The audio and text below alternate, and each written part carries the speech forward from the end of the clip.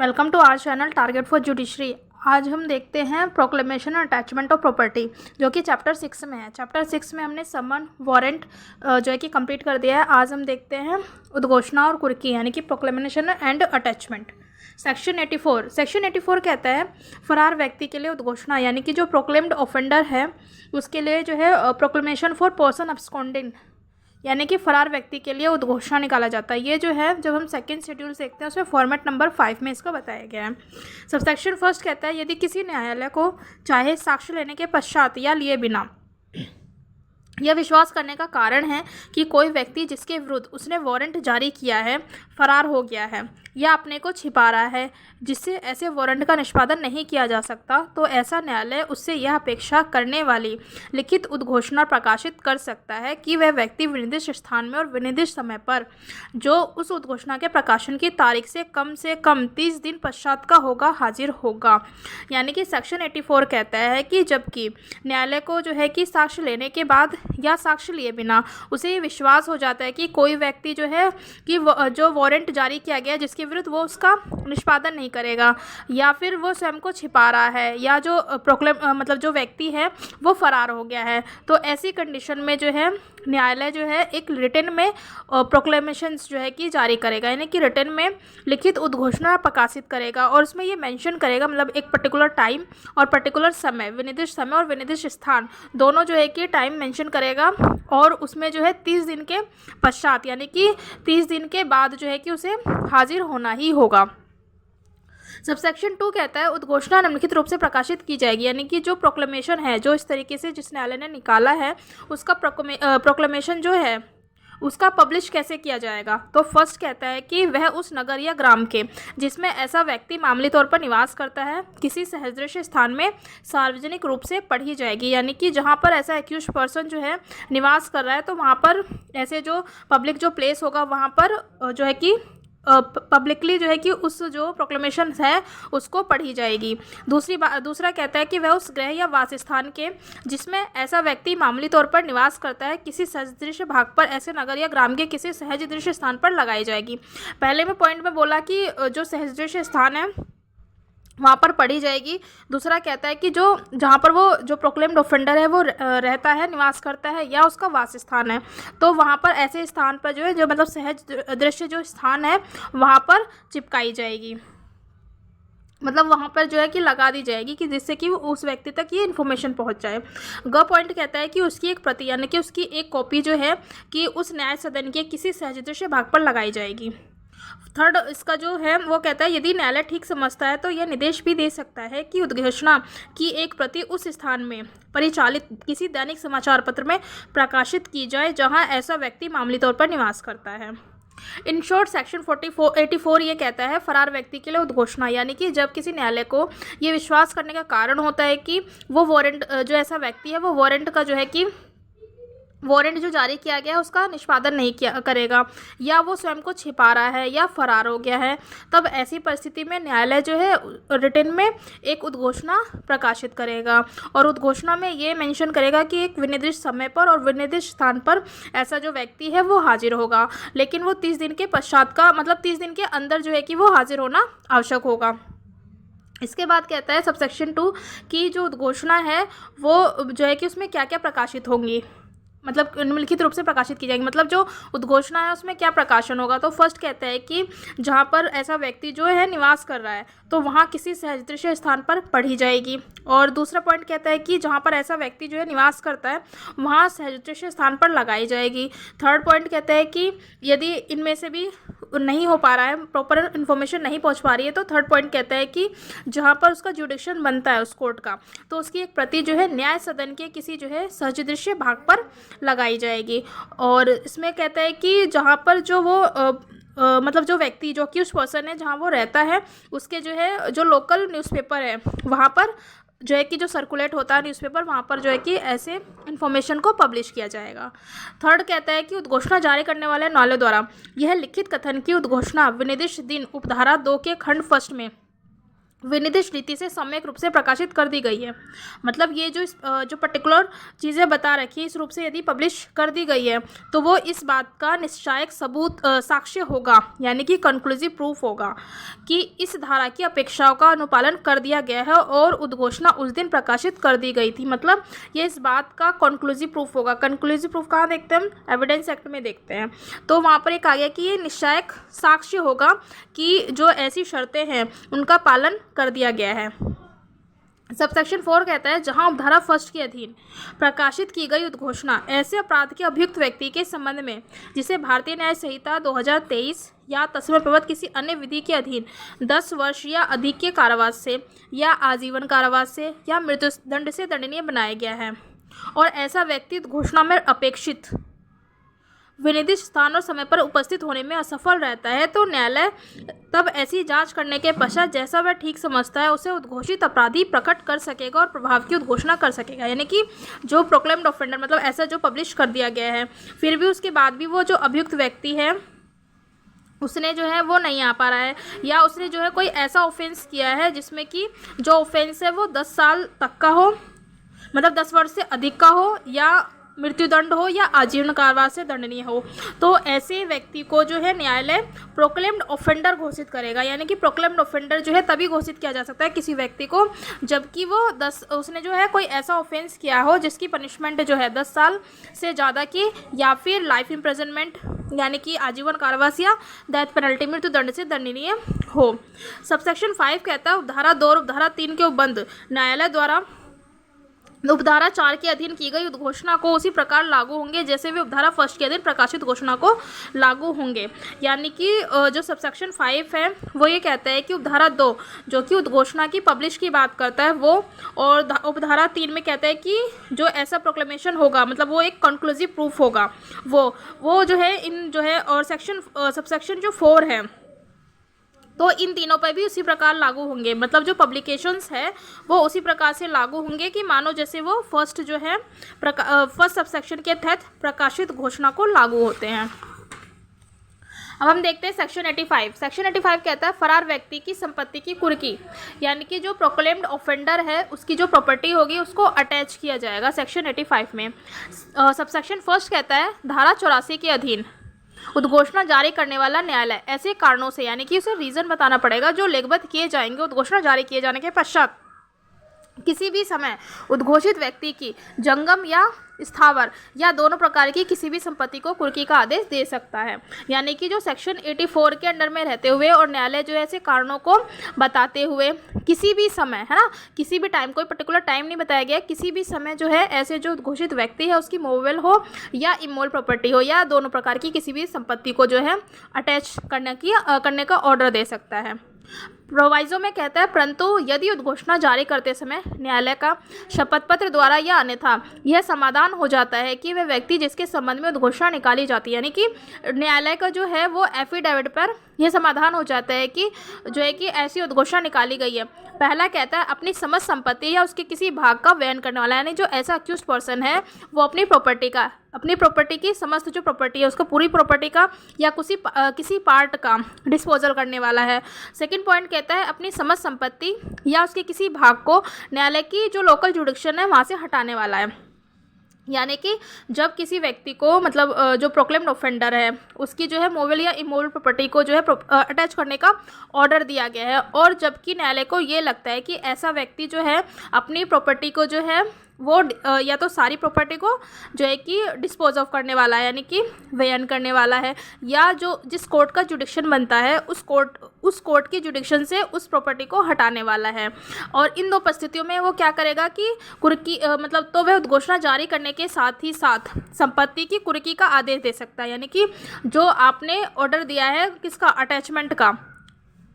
तो वो प्रॉपर्टी का अटैचमेंट का मतलब जो प्रोक्लेमेशन किया गया है, यानी कि जब हम सबसेक्शन 1 में देख रहे थे कि किसी अक्यूज्ड पर्सन के खिलाफ उद्घोषणा जारी की जा रही है, यानी कि प्रोक्लेमेशन किया जा रहा है, तो वही चीज़ कह रहा है कि प्रोक्लेमेशन के साथ साथ उसकी प्रॉपर्टी का अटैचमेंट का ऑर्डर भी दिया जा सकता है। सबसेक्शन 2 कहता है ऐसा आदेश उस जिले में जिसमें वह दिया गया है उस व्यक्ति की किसी भी संपत्ति की कुर्की प्राधिकृत करेगा और उस जिले के बाहर की उस व्यक्ति की किसी संपत्ति की कुर्की तक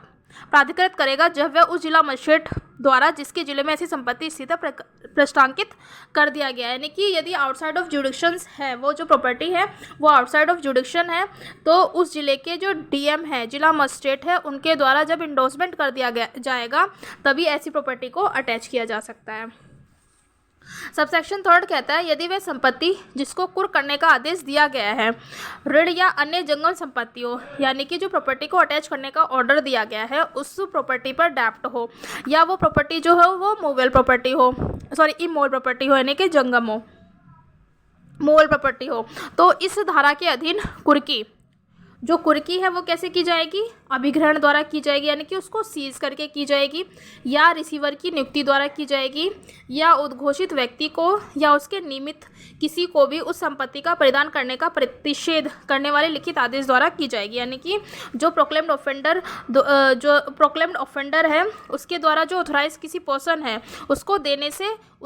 देने से मना करने के द्वारा ऐसा ऑर्डर दिया जा सकता है। डी पॉइंट कहता है कि इन रीतियों में से सब या किन्हीं दो से की जा सकेगी, जैसा कि न्यायालय ठीक समझे। यानी कि ये हम पढ़ रहे हैं कि फरार व्यक्ति की संपत्ति की कुर्की कब की जा रही है, किन किन कंडीशन में की जा सकती है, और यदि जो है मूवेबल प्रॉपर्टी हो, जंगम संपत्ति हो और उस पर डेप्ट हो, तो उस कंडीशन में ये 4 चीज़ें होंगी कि उसकी प्रॉपर्टी को सीज किया जाएगा, रिसीवर अपॉइंट किया जाएगा, और जो उसके जो अक्यूज्ड पर्सन है उसके जानने वाला कोई व्यक्ति है तो संपत्ति से उसको प्रोहिबिट किया जाएगा, यानी कि उसका प्रतिषेध किया जाएगा।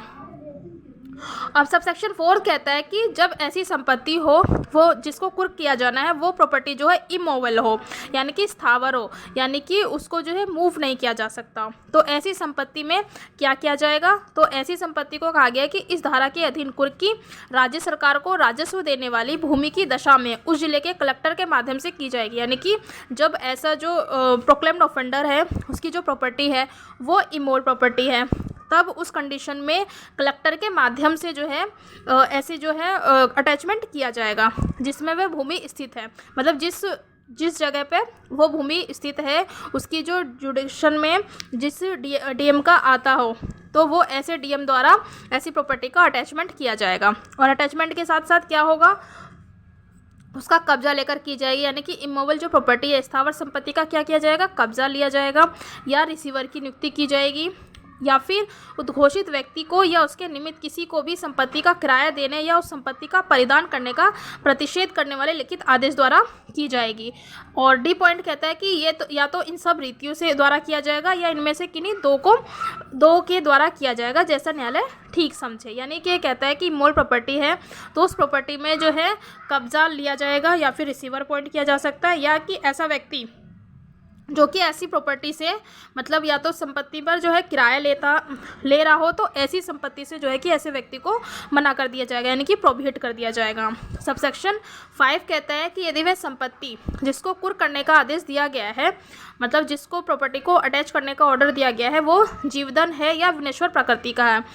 यानी कि तुरंत जो है वो खराब होने वाली प्रकृति का है, तो यदि न्यायालय समुचीत समझता है तो वह उसको तुरंत विक्रय का आदेश दे सकता है, और ऐसी दशा में विक्रय के आगम न्यायालय के आदेश के अधीन रहेंगे। 6 सबसेक्शन कहता है इस धारा के अधीन नियुक्त रिसीवर की शक्तियां, कर्तव्य और दायित्व, यानी कि जो रिसीवर अपॉइंट किया गया है उसकी पावर क्या है, ड्यूटी क्या है, लाइबिलिटीज़ क्या होंगी, तो वो जो सिविल सीपीसी में यानी कि सिविल प्रोसीजर संहिता के अधीन जो रिसीवर नियुक्त किया जाता है, और जिस रिसीवर के पास जो पावर होगी, जो ड्यूटीज़ होगी, जो लाइबिलिटीज़ होती है, वही इसमें भी है।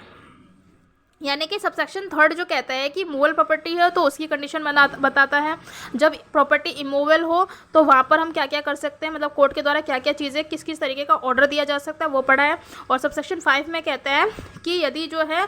जो प्रॉपर्टी हो, जो अटैचमेंट किया जाना है, और प्रॉपर्टी का जो नेचर हो वो ऐसा है कि वो तुरंत खराब होने वाला हो, यानी कि जीवधन या विनश्वर प्रकृति का है, तो फिर ऐसी कंडीशन में उसे तुरंत सेल का ऑर्डर दिया जा सकता है। सेक्शन 86 कहता है कि उद्घोषित व्यक्ति की, यानी कि प्रोक्लेम्ड जो ऑफेंडर है उसकी संपत्ति की पहचान और कुर्की, यानी कि सबसे पहले तो ये बात होगी ना कि जो प्रोक्लेम्ड ऑफेंडर है उसकी जो प्रॉपर्टी है, प्रॉपर्टी की पहचान की जाएगी कि उसकी प्रॉपर्टी कौन सी है, और उसके बाद अटैचमेंट का ऑर्डर दिया जाएगा। इसमें कहता है न्यायालय पुलिस अधीक्षक या पुलिस आयुक्त की पंक्ति, या इससे ऊपर के किसी पुलिस अधिकारी से लिखित अनुरोध प्राप्त होने पर, यानी कि न्यायालय जो है वो या तो पुलिस अधीक्षक से या पुलिस आयुक्त की पंक्ति से या फिर इनसे ऊपर की रैंक से, यदि ये लेटर ऑफ रिक्वेस्ट पुलिस अधिकारी से प्राप्त होता है, किसको, कोर्ट को, यदि ऐसा लेटर ऑफ रिक्वेस्ट प्राप्त होता है जो कि चैप्टर 8 में बंधित प्रक्रिया के अनुसार किसी उद्घोषित व्यक्ति से संबंधित संपत्ति की पहचान, कुर्की और जब्ती के लिए किसी न्यायालय संबंधित राज्य के किसी प्राधिकारी से सहायता का अनुरोध करने की प्रक्रिया का आरंभ करेगा। तो जो है कि ऐसी प्राधिकारी से, मतलब किसी अन्य प्राधिकारी से जो अथॉरिटी है उससे हेल्प का अनुरोध करेगा। चैप्टर 8 क्या कहता है? चैप्टर 8 कहता है कि संपत्ति की कुर्की का प्रोसेस बताता है और प्रॉपर्टी को जो है अटैचमेंट कैसे किया जाना है और उसका संपहरण कैसे किया जाना है, इसका प्रोसेस बताता है चैप्टर 8 में। सेक्शन 87 कहता है कुर्की के बारे में दावे और आपत्तियाँ, यानी कि जो प्रॉपर्टी अटैच कर ली गई है, जो प्रोक्लेम्ड ऑफेंडर है उसकी प्रॉपर्टी को अटैच कर लिया गया है, तो इसके बारे में किसी को कोई ऑब्जेक्शन है तो वो ऑब्जेक्शन जो है कि डाल सकता है, यानी कि क्लेम, दावा डाल सकता है और ऑब्जेक्शन डाल सकता है। सबसेक्शन 1 कहता है यदि धारा 85 के अधीन कुर्क की गई किसी संपत्ति के बारे में उस कुर्की की तारीख से 6 माह के भीतर, यानी विद इन 6 मंथ, कोई व्यक्ति घोषित व्यक्ति से भिन्न है, इस आधार पर दावा या उसको कुर्क किए जाने पर आपत्ति करता है कि दावेदार या आपत्तिकर्ता का उस संपत्ति में कोई हित है और ऐसा हित धारा 85 के अधीन कुर्क नहीं किया जा सकता, तो उस दावे या आपत्ति की जांच की जाएगी और उसे पूर्णतः या भागतः मंजूर या नामंजूर किया जा सकता है। मतलब सेक्शन 87 ये कहता है कि ऐसा कोई व्यक्ति जो कि प्रोक्लेम्ड ऑफेंडर से भिन्न व्यक्ति हो और वो ये दावा करता है कि इस प्रॉपर्टी पर जो है, मतलब 6 महीने के अंदर, ये टाइम पीरियड ज़रूरी है कि विद इन 6 मंथ, 6 महीने के अंदर जो है कि उसको जो है अपना जो भी उसका ऑब्जेक्शन है उसको रेज करना पड़ेगा, उसे बताना पड़ेगा और उसे ये कहना पड़ेगा कि धारा 25 जिसको जो है प्रॉपर्टी को अटैच नहीं किया जा सकता है, जिसको सेक्शन 85 के तहत, परंतु इस उपधारा द्वारा अनुज्ञात अवधि के अंदर किए गए किसी दावे या आपत्ति को दावेदार या आपत्तिकर्ता की मृत्यु हो जाने की दशा में उसके विधिक प्रतिनिधि द्वारा चालू रखा जा सकता है। मतलब जो ये कहता है सेक्शन 87 की जो क्लेम किया जाना है, यानी कि क्लेम कौन कर सकता है, तो क्लेम जो प्रोक्लेम्ड ऑफेंडर है उसके अलावा कोई व्यक्ति है जो कि उस संपत्ति पर जो है अपना दावा, मतलब ये कहता है कि वो प्रॉपर्टी जो है उस व्यक्ति की है, तो फिर वो व्यक्ति जो है 6 महीने के अंदर ऐसी जो क्लेम कर सकता है, मतलब दावा कर सकता है। और फिर न्यायालय जो है ऐसे जो दावा है उसको पूर्णतः या तो पूरा का पूरा या भागतः जो है कि उस जो क्लेम है उसको मंजूर या नामंजूर कर सकता है। लेकिन जो कि 6 मंथ के अंदर उसने किया है, लेकिन उसके बाद उसकी मृत्यु हो जाती है, तो फिर उसके जो लीगल रिप्रेजेंटेटिव होंगे, यानी जो विधिक प्रतिनिधि होंगे, वो उसको कंटिन्यू कर सकते हैं, मतलब ऐसा जो मैटर है उसको कंटिन्यू कर सकते हैं। सबसेक्शन 2 कहता है कि उपधारा 1 के अधीन दावे या आपत्तियाँ उस न्यायालय में जिसके द्वारा कुर्की का आदेश जारी किया गया है, यानी कि जो प्रॉपर्टी का अटैच करने का जो ऑर्डर दिया गया है उसे जारी किया गया है, या यदि दावा या आपत्ति ऐसी संपत्ति के बारे में है जो धारा 85 की उपधारा 2 के अधीन प्रश्नांकित आदेश के अधीन कुर्क की गई है, यानी ऐसी प्रॉपर्टी को अटैच कर लिया गया है, तो उस जिले के जिसमें कुर्की की जाती है मुख्य न्यायिक मजिस्ट्रेट के न्यायालय में की जा सकती है। यानी कि जो ऐसी जो प्रॉपर्टी है उसको अटैच कर लिया गया है तो वो किस कोर्ट में किया जाएगा, सीजीएम की कोर्ट में किया जाएगा। सबसेक्शन 3 कहता है प्रत्येक ऐसे दावे या आपत्ति की जांच, जो ऐसा क्लेम किया गया है ऐसे आपत्ति की जांच की जाएगी, उस न्यायालय द्वारा की जाएगी जिसमें वह किया गया या की गई है। मतलब ऐसा जो क्लेम जिस कोर्ट में किया गया है उसके द्वारा पहले जाँच की जाएगी, परंतु यदि वह मुख्य न्यायिक मजिस्ट्रेट के न्यायालय में किया गया है या की गई है तो वह उस निपटारे के लिए अपने अधीनस्थ किसी मजिस्ट्रेट को दे सकता है। बट प्रोवाइजो में ये बात बोली गई है कि जो उस क्लेम की जो जांच की जानी है, यानी कि जो इंक्वायरी की जानी है, यदि वो सीजीएम की कोर्ट में किया गया है तो सीजीएम जो है अपने सबऑर्डिनेट किसी भी मजिस्ट्रेट को ऐसे मामले की जांच करने के लिए ऑर्डर दे सकता है। सबसेक्शन 4 कहता है कोई व्यक्ति जिसके दावे या आपत्ति को, यानी कि ऐसे क्लेम या ऑब्जेक्शन को धारा 1 के अधीन आदेश द्वारा पूर्णतः या भागतः नामंजूर कर दिया गया है, यानी कि उस चीज़ को उसने डिसमिस कर दिया हो, नामंजूर कर दिया हो, ऐसे आदेश की तारीख से 1 वर्ष की अवधि के भीतर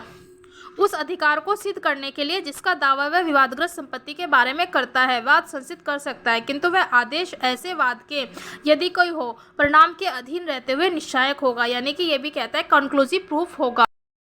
सेक्शन 88 कहता है कि कुर्क की हुई संपत्ति को जो प्रॉपर्टी को जिस प्रॉपर्टी को अटैच कर लिया गया है उसको निर्मुक्त करना, यानी कि रिलीज करना, सेल करना या उसे वापस करना, यानी उसकी प्रॉपर्टी नहीं है तो फिर उसको वापस कर दिया जाएगा। सबसेक्शन फर्स्ट कहता है यदि उद्घोषित व्यक्ति उद्घोषणा में विनिर्दिष्ट समय के अंदर हाजिर हो जाता है, यानी कि जो प्रोक्लेम्ड ऑफेंडर है जो पर्टिकुलर टाइम दिया गया है उसके अंदर हाजिर हो जाता है, तो न्यायालय संपत्ति की कुर्की को क्या कर देगा, वहाँ पर रिलीज कर देगा, निर्मुक्त करने का आदेश दे सकता है, यानी कि वहाँ पर उस प्रॉपर्टी को रिलीज कर दिया जाएगा। क्यों? क्योंकि प्रोक्लेम जो ऑफेंडर है वो पर्टिकुलर टाइम के अंदर जो है वो कोर्ट में हाजिर हो गया है। सबसेक्शन 2 कहता है यदि उद्घोषित व्यक्ति उद्घोषणा में विधित समय के अंदर हाजिर नहीं होता है तो कुर्क संपत्ति राज्य सरकार के वैधाधीन रहेगी, यानी कि यदि जो प्रोक्लेम्ड ऑफेंडर है वो हाजिर नहीं होता है, जो टाइम पीरियड दिया गया है उसके अंदर हाजिर नहीं होता है, तो फिर ऐसी जो प्रॉपर्टी है यानी कि जो अटैच्ड प्रॉपर्टी है वो स्टेट गवर्नमेंट के अंडर होगी और उसका विक्रय जो है कुर्की की तारीख से, यानी कि उसका जो सेल कब किया जा सकता है, जब प्रॉपर्टी को अटैच किया गया है उसके 6 माह का अवसान हो जाने पर तथा धारा 87 के अधीन किए गए दावे या आपत्ति का उस धारा के अधीन निपटारा हो जाने पर ही किया जा सकता है। किंतु यदि वह शीघ्रता और प्रकृति क्षयशील है, यानी कि पेरिशेबल नेचर की है, या न्यायालय के विचार में विक्रय करना स्वामी के फायदे के लिए होगा, और या फिर कोर्ट को ऐसा लगता है कि ऐसी प्रॉपर्टी को सेल किया जाना जो ऑनर है उसके बेनिफिट के लिए होगा, तो इन दशाओं में से किसी में भी न्यायालय जब कभी ठीक समझे उसका विक्रय कर सकता है। यानी सेक्शन 88 इन शॉर्ट ये कहता है कि यदि प्रोक्लेम्ड ऑफेंडर जो है वो विद इन टाइम पीरियड में आ जाता है तो ऐसी प्रॉपर्टी को रिलीज कर दिया जाएगा, और यदि प्रोक्लेम्ड ऑफेंडर जो है वो पर्टिकुलर टाइम के अंदर हाजिर नहीं होता है तो फिर ऐसी कंडीशन में उस प्रॉपर्टी को सेल किया जाएगा। और जो है कि वो कब तक सेल नहीं किया जा सकता है, तो वो जो ऐसी प्रॉपर्टी है उसको सेल तब तक नहीं किया जा सकता जब तक कि 6 जो माह है 6 मंथ का टाइम पीरियड ख़त्म नहीं हो जाता, यानी कि 6 महीने के बाद ही जो ऐसी प्रॉपर्टी है उसको सेल किया जा सकता है। और सेक्शन 87 जो पढ़ा था हमने कि यदि किसी अदर व्यक्ति ने, यानी कि जो प्रोक्लेम्ड ऑफेंडर है उसके अलावा किसी व्यक्ति ने उस प्रॉपर्टी पर कोई क्लेम किया है, तो जब तक उस पर्टिकुलर मैटर है उसका डिस्पोज ऑफ नहीं कर दिया जाता है तब तक ऐसे जो है किसी भी जो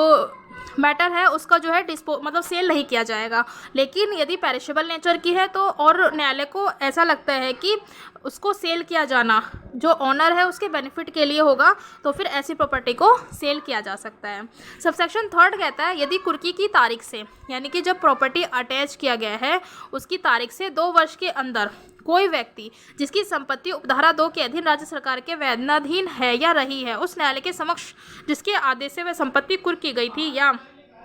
उस न्यायालय के समक्ष जिसके ऐसा न्यायालय अधीनस्थ है स्वेच्छा से हाजिर हो जाता है या पकड़ कर लाया जाता है और उस न्यायालय को समाधान पद रूप से यह साबित कर देता है कि वह वारंट के निष्पादन से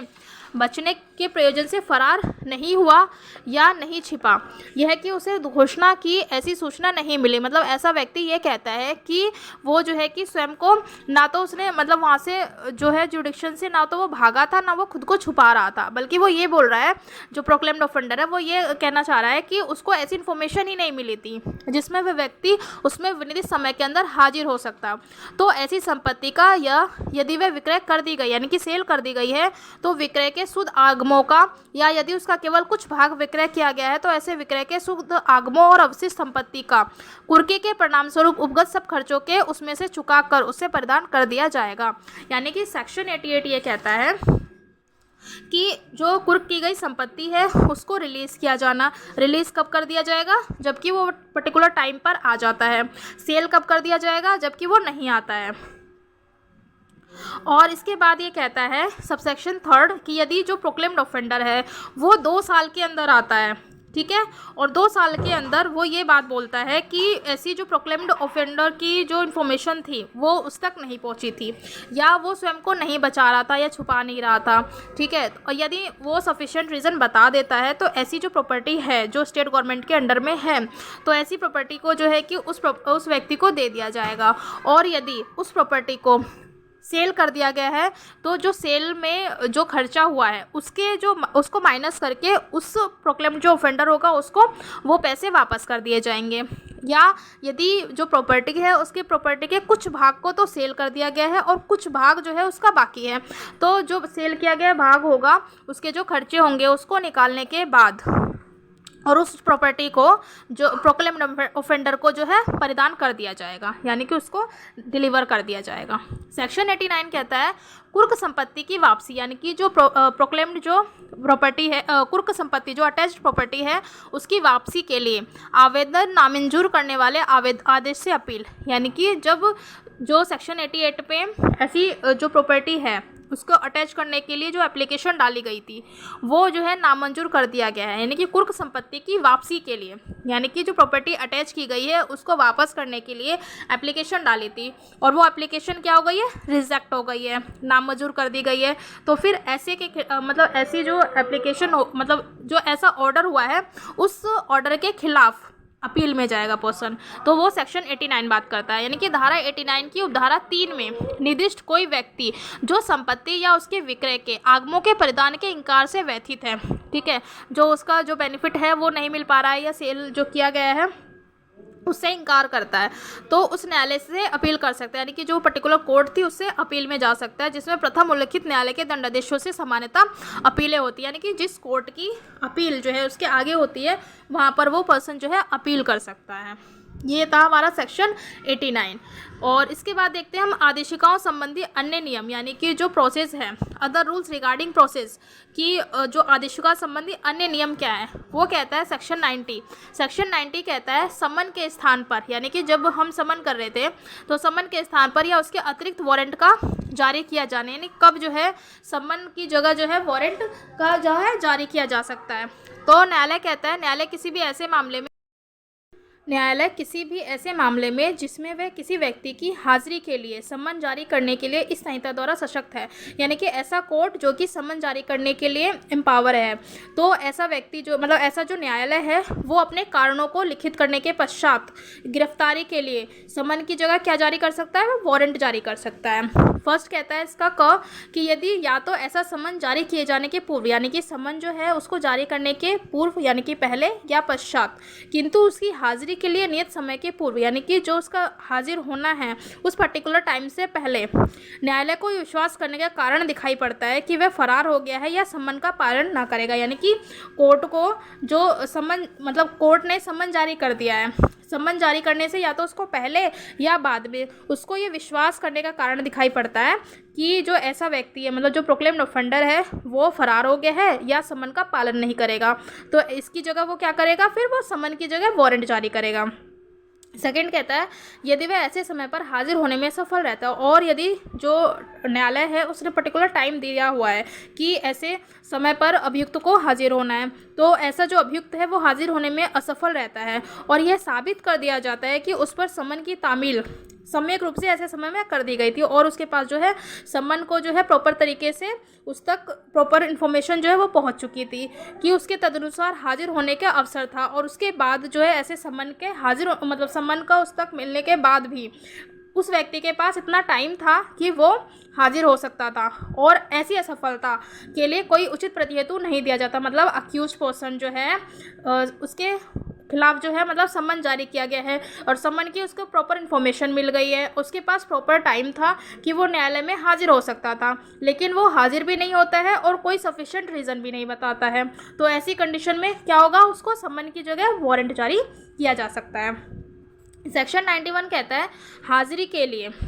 बंद पत्र या जमानत पत्र लेने की शक्ति, यानी कि बॉन्ड या बेल बॉन्ड लेने की पावर। पहला कहता है जब कोई व्यक्ति जिसकी हाजिरी या गिरफ्तारी के लिए किसी न्यायालय का पीठासीन अधिकारी सम्मन या वारंट जारी करने के लिए सशक्त है, ऐसे न्यायालय में उपस्थित है, तब वह अधिकारी उस व्यक्ति से अपेक्षा मतलब यदि जो अक्यूज पर्सन है वो उस कोर्ट में प्रेजेंट है तो फिर अधिकारी मतलब जो ऐसा न्यायालय है वो उससे क्या अपेक्षा करेगा कि वह उस न्यायालय में या किसी अन्य न्यायालय में जिसमें मामला विचारण के लिए अंतरित किया गया है, यानी कि या तो वो उस कोर्ट में या फिर जहाँ पर मामले को ट्रांसफ़र किया गया है वहाँ पर अपनी हाजिरी के लिए क्या करेगा, वो अक्यूज पर्सन जो है या तो बॉन्ड या फिर बेल बॉन्ड एग्जीक्यूट कराएगा, मतलब बंद पत्र या जमानत पत्र निष्पादित करे।